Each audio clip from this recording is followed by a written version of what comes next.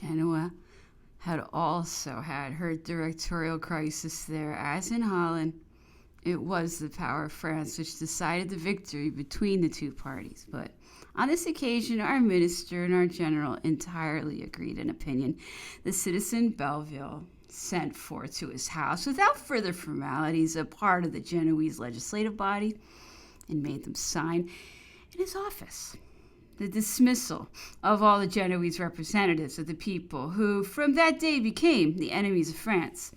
The Republic of the Capital existed, but in name. The entire authority was exercised by a French commission. The consuls of the Roman people had scarcely any other functions than to superintend the packing up for France, the chefs d'oeuvre of the arts and sciences, to press the payment of the enormous tributes imposed upon the patrician families of the enormous tributes and the amount of 9 or 10 millions, and to repeat with the ridiculous style of sovereignty the French edicts which drove from the capital of Catholicism and the arts of foreigners who had taken refuge as in a port open to all in adversity. Rome, deprived of her pontiff, without foreign admirers, was by her own consuls aiding to despoil herself of her treasures of every sort. Was it possible that Rome could entertain any sincere wishes for France? The most powerful of the allied republics, the Cisalpine Republic, will that at least be spared by the directorial propaganda? Will that escape from our commissaries, prodigal of their despotic councils, constitutional levelers, populist professors who trace with the point of their sword the legislative lessons by enclosing the people in a fatal circle? Far from forgetting Lombardy, it was there that the wisdom of the directors, finding all of a sudden that what they had done with Napoleon was detestable, endeavored to defeat it. It seemed as if they felt happy in being able at last to command in that Lombardy, which had remained closed against their caprices so long as the reins were held by a firm and skillful hand. They usurped the constituent power and confided the exercise of it to their ambassador Trouvé.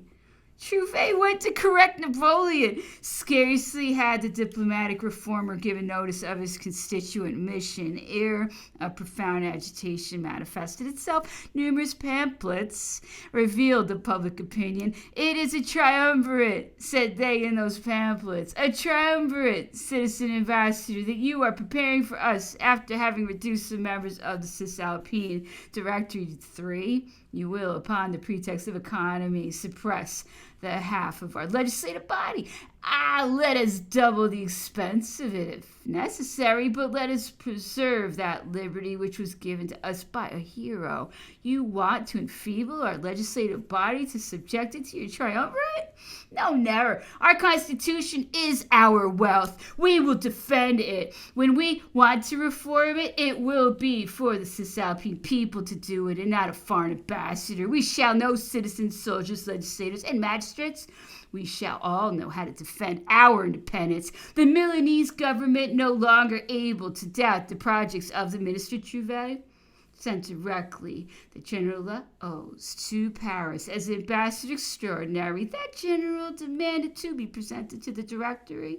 He wrote as follows to the Minister of Foreign Affairs: "My mission is urgent. The question is to battle an odious conspiracy against the Cisalpine Constitution, and to know the opinion of the French government upon a handful of factious men who assemble at the ambassador Trouvé's, and who take upon themselves the right of making innovations among us, which we do not desire." The General Laos requested the intervention of the two brothers of the founder of the Milanese Republic. We undertook willingly, but in vain, to interest ourselves in his favor. We saw all the directors. We spoke of the painful impression that a change in the Italian constitution would cause to Napoleon. One of the directors, Barras, silenced us upon that point by replying, "As for your brother, we had allowed his advice. The dispositions that we are about to take would have made a part of the first organization. Have you forgotten that the general insisted for a long time that there should be only 3 directors in Milan?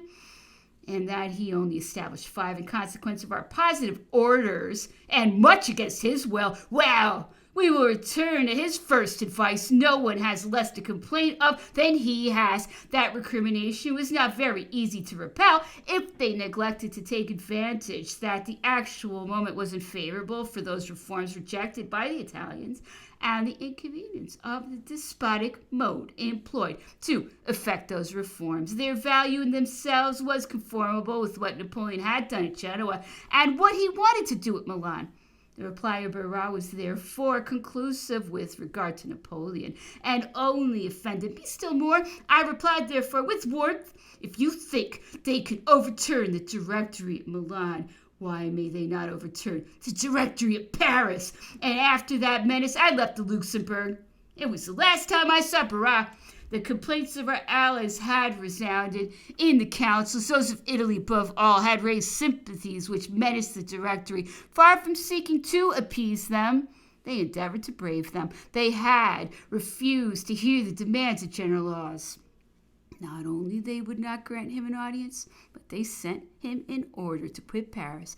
The general informed that I intended occupying the council with his mission and his dismission, suspended his departure for 24 hours. As soon as the sitting was over, I demanded a hearing for a motion of order and pronounced the following discourse. Representatives of the people, depositary of the Constitution of the year 3, it is to you that I address myself. Fame has published that innovations are intended in the Constitution of a republic. An ally who rejects them in vain. From the shores of the Eridon to the banks of the Seine, the friends of liberty are in alarm. A longer silence on our part would redouble their inquietudes and dishonor us. I am come, then, to call your attention to those innovations prepared by men who cannot have for that purpose either mission or legal character. I am come to point them out to you. If these are precocious truths, dangerous to publish, there are also bold truths that we cannot permit ourselves to conceal without forfeiting our duty as public men. It is sufficient sometimes to disclose the project, to disconcert its authors. This, I trust, will be the case with men who have taken upon themselves the task of reforming the laws of the Cisalpine people. Those laws are ours. The Constitution of Milan is the French Constitution of the year 3. It is the deposit that the French people have confided to you, to the Directory, to the administrators, to the magistrates, to the army, and to the courage of every Frenchman. Here reposes our social guarantee. If we swerve from that path, I no longer behold a firm ground on which we can fix the basis of our republican institutions. I see only a land of fire and despotism, or the quicksands of civil war. How rash are those who, in their scientific pride, without paying attention to the lessons of experience, dare call making perfect the violent triumph of their system over our constitutional system. It is the moment then arrived when France and the republics, the offspring of her victories, must leave the tutelary asylum they had entered after so many blood-stained storms. How then?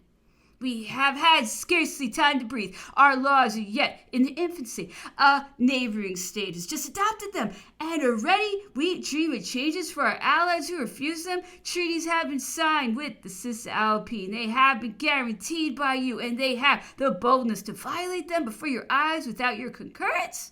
Today an ambassador salutes the independence of a republic, and he dares tomorrow to conspire against it, and French bayonets are raised to support those plots. Notwithstanding the numerous communications that have reached us, I would not give credit to projects so devoid of sense, but the cries of the Cisalpine people have been heard. The specters of aristocracy and discord are awakened before us, and already they raise their heads eager for vengeance upon the cradle of the Italian republics, daughters of our victories. Perhaps it is only an illusion. At the same time, if the government dissipates our alarms, we shall have to congratulate ourselves upon having expressed them. If a culpable project exists, we must attack it.